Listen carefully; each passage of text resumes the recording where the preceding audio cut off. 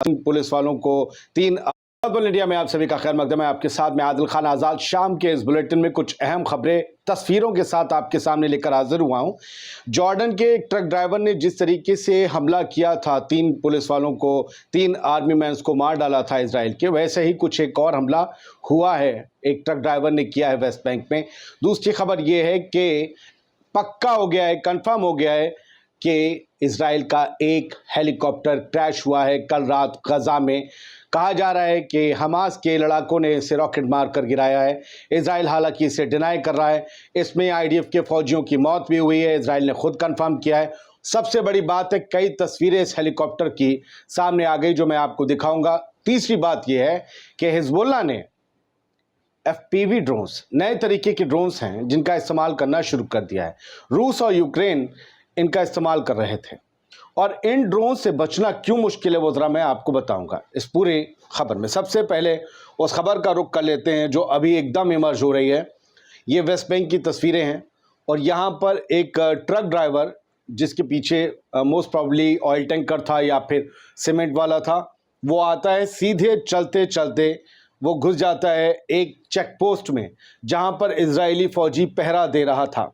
इसके पीछे वाली जगह में फौजी थे या नहीं, लेकिन साफ एक फौजी दिख रहा है। अब इसके बाद तस्वीर देखिए, आपको दूसरा स्क्रीनशॉट दिखाता हूँ। ये इससे बिल्कुल आकर लड़ गया, जट मार दी।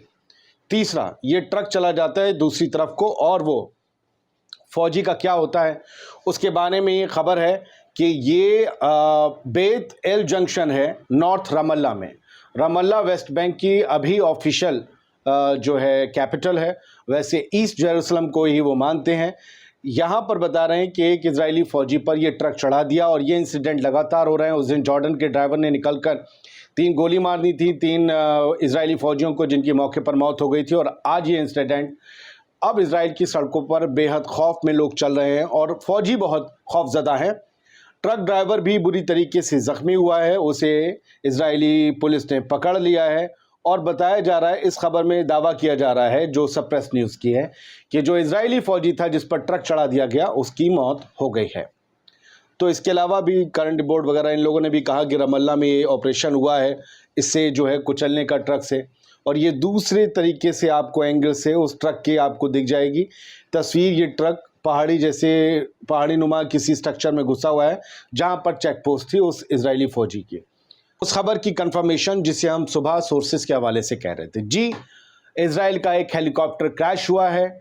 इजराइल के मुताबिक 2 फौजी इस क्रैश में मारे गए हैं, 7 बुरी तरीके से जख्मी हुए हैं जिनकी ज़िंदगी मुश्किल में है, ये कहा गया है इजराइल की तरफ से। अब आप तस्वीरें देखते रहिए इस हेलीकॉप्टर की, ये वो हेलीकॉप्टर है। कहा गया कि ये एक टेक्निकल फॉल्ट की वजह से क्रैश हुआ है, दुश्मन के फायर की वजह से नहीं हुआ है। प्राइमरी जांच में यही बात सामने आई, ये इजराइल का दावा है, जबकि हमास और बाकी वेस्टर्न मूवमेंट के बाकी खबरों को अपडेट करने वाले लोग ये कह रहे हैं सोशल मीडिया पर कि ये हमास के फायर में हेलीकॉप्टर नीचे आकर गिरा है।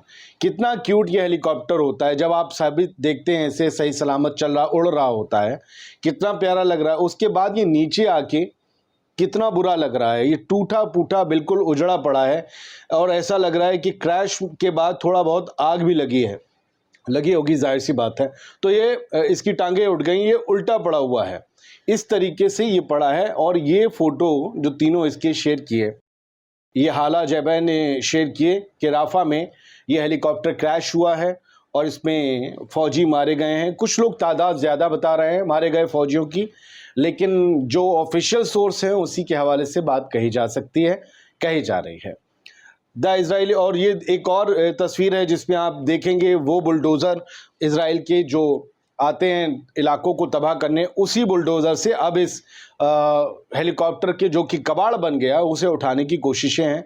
बुलडोज़र उस हेलीकॉप्टर के पास खड़ा हुआ है। ये इजरायली शख्स ने फ़ोटो शेयर किया था, आप फुल स्क्रीन सारे फ़ोटो देखे होंगे आपने।